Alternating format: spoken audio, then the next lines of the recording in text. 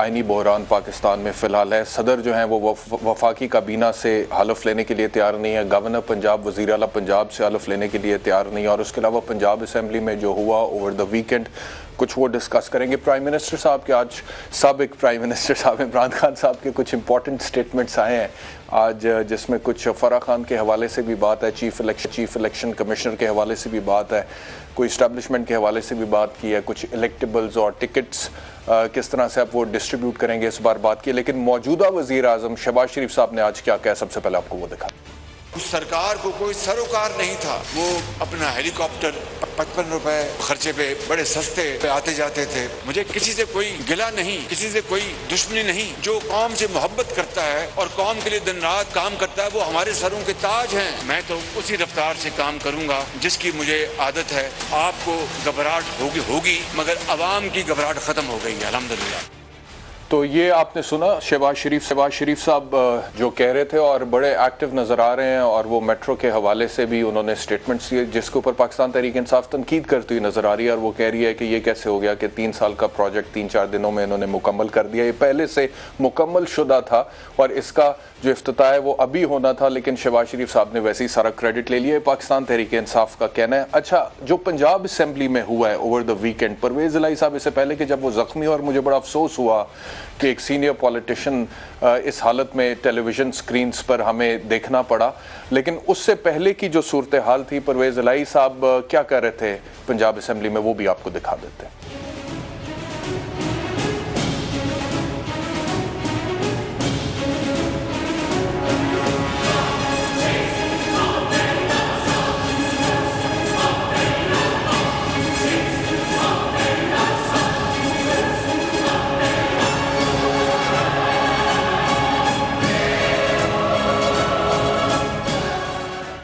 ये जो फुटेज आप अभी देख रहे थे, अगर आप दोबारा प्रोड्यूसर साहब इसको 3070 में दिखा सकें हमारे व्यूअर्स को, एंड में जो परवेज़ इलाही साहब दिखा रहे हैं कि एक लाइन में लोग असेंबली के अंदर दाखिल हो रहे हैं और वो उनको बढ़ावा दे रहे हैं कि आए अंदर एंटर हो। तो ये दूसरी तरफ से कहा गया कि ये आउटसाइडर्स थे, ये बाहर के लोग थे, ये गुंडे थे जिनको वहाँ पर बुलाया गया। प्रॉब्लली जो अभी की हुकूमत है और पहले की अपोजिशन, उनका ये कहना है कि गुजरात से बाकायदा तौर पर इनको बुलवाया गया था। और मामला शुरू तब हुआ था जब ये परवेज़ इलाही साहब लोटे जब फेंके गए डिप्टी स्पीकर के ऊपर और तशद्दुद किया गया, बाल खींचे गए, थप्पड़ मारे गए, तो उसके बाद वो थम्स अप कर रहे थे। वहां से कहते हैं कि जी सिचुएशन खराब हुई, लेकिन बाद में फिर परवेज़ इलाही साहब के साथ भी जो कुछ हुआ वो भी गलत था और वो भी यकीनी तौर पर अफसोसनाक है। वो भी देखिए। सिर्फ अल्लाह ताला से मैं अपील करता हूँ कि या अल्लाह मेरे साथ इंसाफ हो और इनके साथ वो हो और सारी ये एक मिसाल बने रहती दुनिया तक। तो ये तो पंजाब असम्बली की सूरत हाल थी, और फिर जो अब एक बहरान की कैफियत है वफाक में भी और सूबे में भी। वफाक में जैसा कि मैंने आपसे कहा कि सदर पाकिस्तान जो इस वक्त तक डॉक्टर आरिफ अलवी हैं, वो वफाकी काबीना के मेंबर से हलफ लेने के लिए तैयार नहीं है, और दूसरी तरफ गवर्नर पंजाब इस वक्त के जो हैं वो CM पंजाब से हलफ लेने के लिए तैयार नहीं है। और फिर जब उनको ओहदे से बरतरफ करने की कोशिश की गई तो उन्होंने कहा कि मुझे रिमूव नहीं किया जा सकता, ये प्रेसिडेंट का सवाबदीद है, प्राइम मिनिस्टर साहब अपने तयन नहीं कर सकते। क्या कहा उमर सरफराज जी, सुनी। वज़ीर आज़म के पास इस तरह के कोई सवाबदीदी इख्तियार नहीं है। उनका वो एक समरी भेजते हैं प्रेसिडेंट को, जब तक सदर पाकिस्तान उसको नोटिफाई नहीं करते तब तक मैं ये ऑफिस होल्ड कर रहा हूँ। अच्छा, एक और चीज़ मैं आपसे अर्ज़ करूं कि साबिक वज़ीर आज़म इमरान खान साहब ने आज जो कुछ बात की है उसमें एक स्टेटमेंट उनका आ रहा है चीफ इलेक्शन कमिश्नर के हवाले से, जिसमें वो कह रहे हैं कि चीफ इलेक्शन कमिश्नर की तैनाती आज़ाद बॉडी के ज़रिए होनी चाहिए। मौजूदा चीफ इलेक्शन कमिश्नर की तैनाती इस्टेब्लिशमेंट के ज़रिए हुई थी। This is a very important statement जो वो दे रहे हैं, और वो कह रहे हैं कि मौजूदा चीफ इलेक्शन कमिश्नर जो है इसकी तैनाती इस्टेब्लिशमेंट के ज़रिए हुई थी, आज़ाद बॉडी के ज़रिए होनी चाहिए। लेकिन मैं आपको दिखाता हूँ थोड़ा अर्सा पहले जब वो खुद प्राइम मिनिस्टर थे और इस हवाले से उनसे सवाल किया गया चीफ इलेक्शन कमिश्नर के हवाले से, इमरान खान साहब क्या कह रहे थे, सुन लें। देखें, इसके पीछे कुछ और अपना इलेक्शन कमिश्नर था पिछला वाला हैंड पिक्ड, और एक जो प्रोज कर रहा था कि तहरीक इंसाफ का असल में इस पार्टी का सबसे बड़ा दुश्मन था, वो जाके गेम खेल रहे थे हमारे साथ, इसलिए डिले हो रहा था। वो बदनीयती के ऊपर था। आज इलेक्शन कमीशन पे हमें इत्मीनाद है क्योंकि ये जो इलेक्शन कमीशन है हमने चॉइस से, यानी हमारा भी इनपुट है, ऑपोजिशन और गवर्नमेंट के मिल के किया।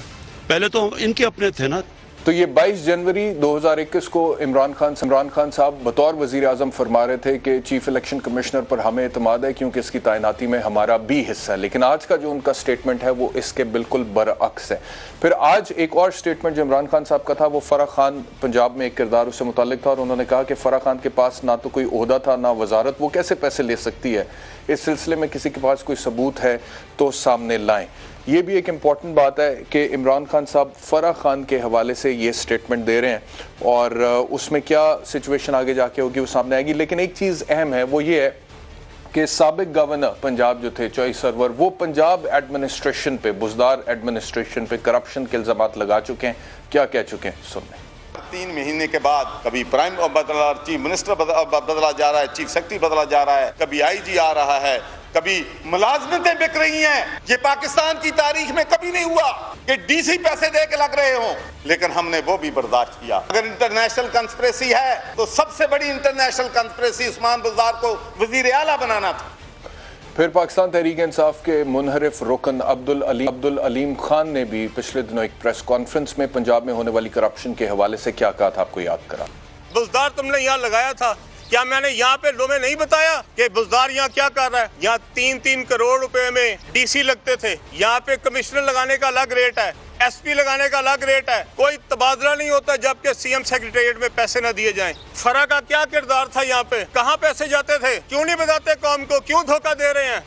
तो बराह रास्त फराह का नाम लेकर मुनहरिफ रुकन अब्दुल अलीम खान इल्ज़ामात लगा रहे थे और वो कह रहे थे कि बताएं कि उनका क्या किरदार है और पंजाब के अंदर ट्रांसफ़र और पोस्टिंग्स के हवाले से पैसे चलते रहे, 3-3 करोड़ रुपए में डीसी लगता रहा। ये वो तमाम मामला है जिसके हवाले से कम इन्वेस्टिगेशन तो होनी चाहिए। और खान साहब अगर एक स्टेटमेंट इस तरह से दे देते हैं कि फराह ना तो कोई वज़ीर थी ना उसके पास कोई ओहदा था तो करप्शन कैसे हो सकती है, तो इतना सादा नहीं है मैं समझता हूँ, क्योंकि ओहदा तो सरकारी तौर पर मरियम नवाज़ के पास भी कभी कोई नहीं रहा और मियाँ नवाज शरीफ के दोनों बेटों के पास भी कभी कोई नहीं रहा। और ओहदा तो हम जो शहबाज शरीफ साहब की पहली अहलियाँ हैं नुसरत शहबाज साहिबा, हमजा शहबाज साहब की जो वालिदा हैं, उनके पास भी सरकारी तौर पे कोई ओहदा नहीं रहा, लेकिन उन लोगों के नाम आए केसेस में और उन्हें वो इंक्वायरीज इन्वेस्टिगेशंस भुगतना भी पड़ी।